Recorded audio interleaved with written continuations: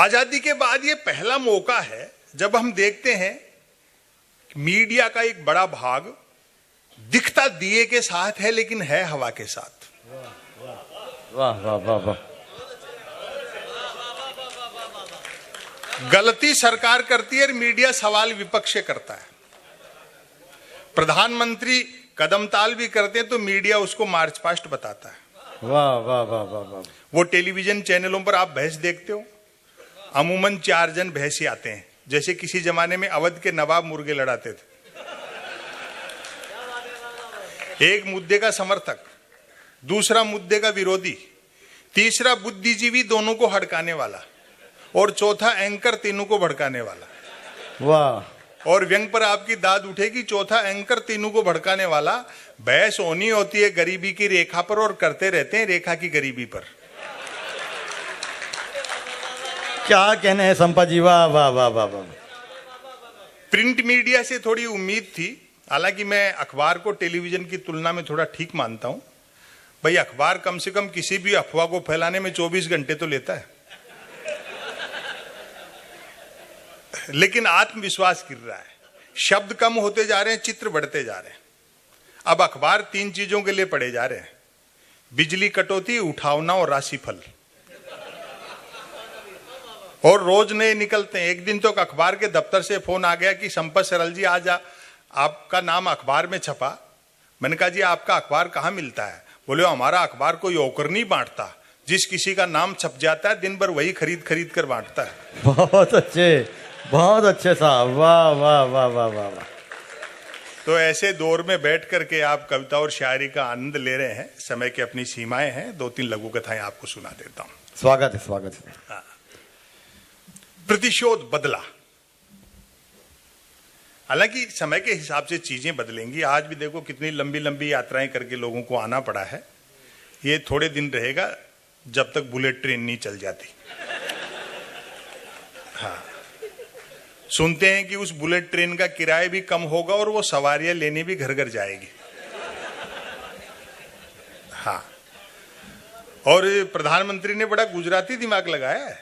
अच्छा, विकास का गुजरात मॉडल भी अब समझ में आ रहा है ना, कि आप न सिर्फ 1 करोड़ रुपया 59 मिनट में लोन ले सकते हो, बल्कि 59 करोड़ रुपया 1 मिनट में लेकर भाग भी सकते हो। हाँ हाँ, व्यापार कितना आसान हो गया साहब। मैं तो अभी पिछले दिनों दवाई लेने गया मेडिकल की दुकान पे, तो संयोग से उस दिन धनतेरस थी। उस मेडिकल वाले का सेंस ऑफ ह्यूमर अच्छा था, मेरा परिचित था। बोले आज दवाई? मैंने कहा 2 कारण है, एक तो आज धनतेरस है तो कुछ ना कुछ खरीदने का रिवाज है, और दूसरा पूरे बाजार में आज के दिन आप ही के यहां सबसे कम भीड़ थी। तो मजाक पे उधर गए, बोले यार सच कह रहे हो, अच्छा रहता हम आज अपनी दुकान पे एक दिन के आगे थोड़े बर्तन लगा लेते तो हमारा भी थोड़ा बिजनेस ठीक हो जाता। 10 दुकान छोड़ करके एक सिंह साहब है मेडिकल वाले, वो तो दीपावली पर पटाखे बेचते हैं। मैंने कहा सिंह साहब के पास पटाखे बेचने का लाइसेंस है क्या? बोलो लाइसेंस ही पटाखे बेचने का है, बिना लाइसेंस के तो दवाई बेच रहे हैं। बहुत अच्छे साहब, वाह वाह। एक बार जोरदार तालियों से स्वागत किया जाए संपत जी का। वाह वाह वाह वाह वाह, जिंदाबाद, वाह वाह। गुजरात के विकास के गुजरात मॉडल ने कितनी चीजें आसान कर दी साहब। एक सज्जन की 50,000 रुपए की कंपनी देखते देखते 16,000 गुना बढ़ गई, और आप कह रहे हो डेवलपमेंट नहीं हुआ। लेकिन अब आपकी तालियां उठनी चाहिए। लेकिन ऐसे खिलाड़ी को कौन आउट करे जिसके पिताजी एम्पायर हो?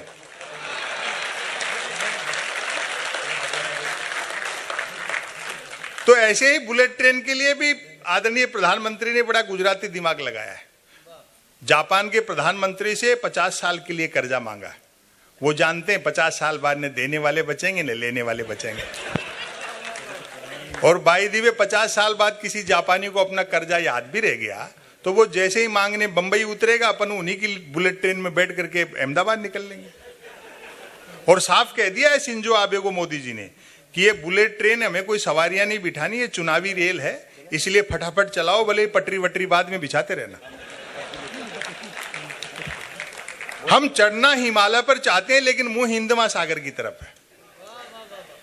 आपको ध्यान होगा शिंजो आबे 2015 में आए थे, जब प्रधानमंत्री ने उनके साथ बुलेट ट्रेन के समझौते पे हस्ताक्षर किए, और अगले दिन शिंजो आबे को बनारस ले जाकर के 3 घंटे तक गंगा आरती दिखाई।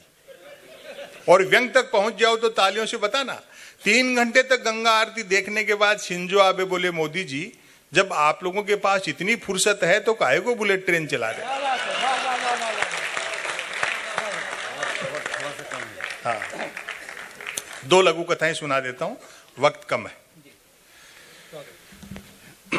प्रतिशोध, बदला। उसकी शादी हुए सप्ताह भर हुआ था। मैंने सलाह दी, दोस्त सिनेमा देखो, सैर सपाटा करो, पत्नी को लिए लिए क्या मंदिर मंदिर भटकते फिरते हो। उसने कहा, सुना है जोड़े ईश्वर बनाता है, बस उसी को ढूंढना है। क्या बात, वाह वाह वाह। साधु, रावण ने साधु का रूप धर सीता का हरण किया। अफरा तफरी में उससे उसका मेकअप बॉक्स यहीं छूट गया। और व्यंग तक पहुंच जाओ तो समर्थन करना। उससे उसका मेकअप बॉक्स यहीं छूट गया। जिन भाग्यशालियों के हाथ लगा, सब साधु बन टीवी चैनलों पर कथा प्रवचन कर रहे हैं। क्या बात है, वाह वाह। तालियों से स्वागत कीजिए। अच्छे ग्लोबलाइजेशन। महल के मुख्य द्वार की दिशा में अपार जनसमूह का शोर सुन राजा राम ने लक्ष्मण से प्रश्न किया, ये कैसी आवाजें आ रही अनुज? कौन लोग होंगे? नई आर्थियों की नीतियों के बाद में वैश्वीकरण का जो झुंझुना थमाया गया, उसके बाद जो स्थितियां हैं, ये कैसी आवाजें आ रही अनुज? कौन लोग होंगे? उत्तर मिला, भगवान सब अयोध्यावासी हैं। जब से राज्य में ग्लोबलाइजेशन आया है, प्रत्येक नागरिक धनुष बाण खरीदने को लोन लेना चाहता है ताकि वह भी सोने का हिरण मार सके।